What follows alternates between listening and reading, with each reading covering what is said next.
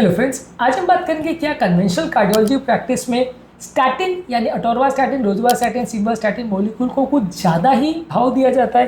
क्या ये मॉलिक्यूल उतना अच्छा नहीं है जितना दिया जाता है इसको रिस्पॉन्स? क्योंकि हर तरह के stroke patients, heart attack patient में ये दवाई बहुत ज़्यादा दी जाती है।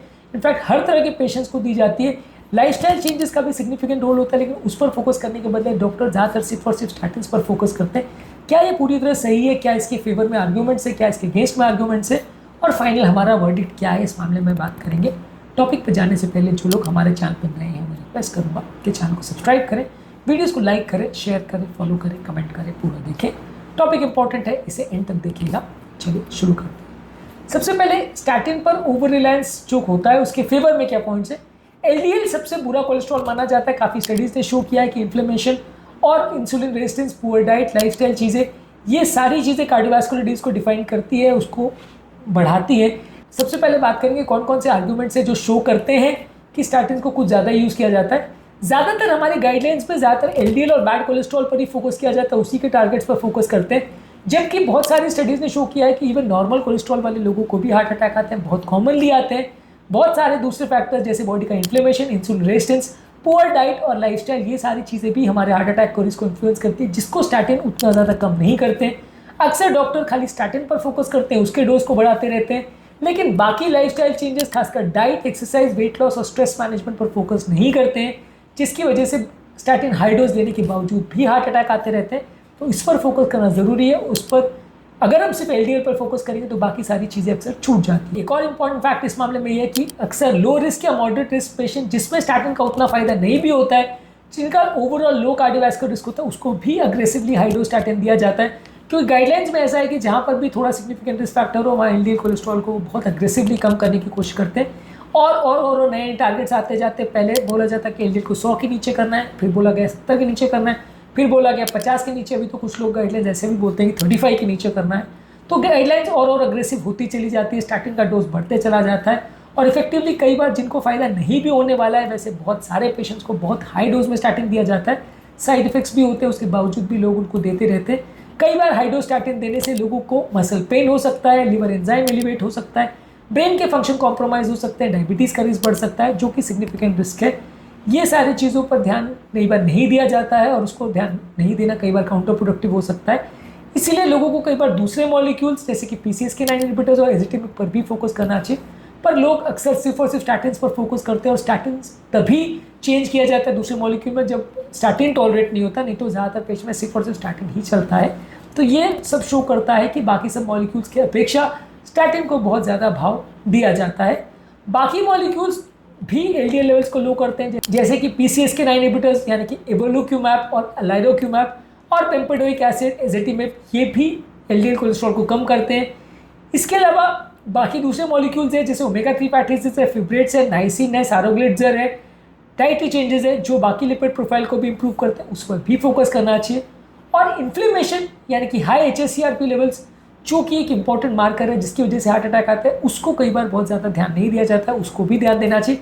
हालांकि इस मामले में एंटी इन्फ्लेमेटरी ड्रग्स का उतना ज़्यादा यूज़ नहीं होता है जैसे कि कॉल्चिसिन और IL-1 इनहिबिटर्स का, पर इसको भी ध्यान देना ज़रूरी है, और एटलीस्ट नेचुरली अगर इन्फ्लेमेटरी मार्कर्स को आप कम कर सको तो उस पर प्रयास करना चाहिए। अब बात करेंगे इसके काउंटर आर्ग्यूमेंट में कि कौन कौन सी चीज़ें जो सजेस्ट करते हैं कि स्टैटिन पर ओवर रिलाई करना गलत नहीं है।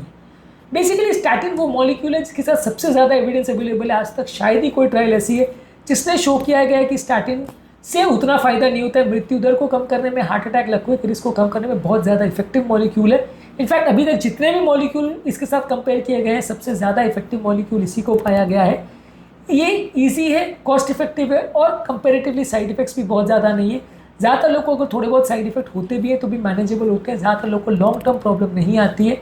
अगर किसी व्यक्ति को डायबिटीज़ है, हाइपरटेंशन है, स्ट्रॉन्ग फैमिली हिस्ट्री है, ये सब पेशेंट्स को, और खासकर अगर किसी का कैल्शियम कोरोनरी का स्कोरिंग अगर ज़्यादा है, तो वैसे लोगों को स्टैटिन से फ़ायदा हो सकता है। अगर किसी को ऑलरेडी हार्ट अटैक आ चुका है या ऑलरेडी ब्लॉकेज बन चुका है, तो उसमें तो डेफिनेटली स्टैटिन देना चाहिए, और प्रेफरेबली हाई डोज स्टैटिन देना चाहिए। तो बेसिकली स्टैटिन को यूज़ करना गलत नहीं है, लेकिन सिर्फ उसी को यूज़ करना और गलत पेशेंट्स पे या बहुत लो रिस्क पेशेंट में यूज़ करना और बहुत हाई डोज पे अननेसेसरली यूज़ करना कई बार गलत हो। इस मामले में बैलेंस्ड अप्रोच क्या होगी? अगर किसी को ऑलरेडी हार्ट अटैक आ चुका है, स्ट्रोक आ चुका है, स्टेंट हो चुका है, तो वहाँ पे तो आपको देना ही पड़ेगा। अगर एलडीएल कोलेस्ट्रॉल बहुत ज़्यादा है, 190 मिलीग्राम पर डेसीलीटर से, या फैमिलियल या जेनेटिक हाइपर कोलेस्ट्रोलेमिया है तो वहाँ पे देना पड़ेगा। डायबिटीज़ के साथ अगर मल्टीपल रिस्क फैक्टर्स है तो वहाँ पे आपको यूज़ करना पड़ेगा।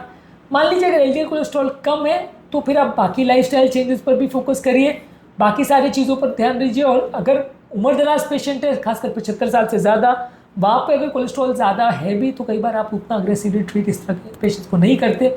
अगर किसी व्यक्ति का कोलेस्ट्रॉल बहुत लो है और कोई सिग्निफिकेंट कार्डियोवास्कुलर रिस्क फैक्टर नहीं है, थोड़ा बहुत ही अगर ज़्यादा है, तो वहाँ पे आपको उतना अग्रेसिव स्टैटिन देने की ज़रूरत नहीं है।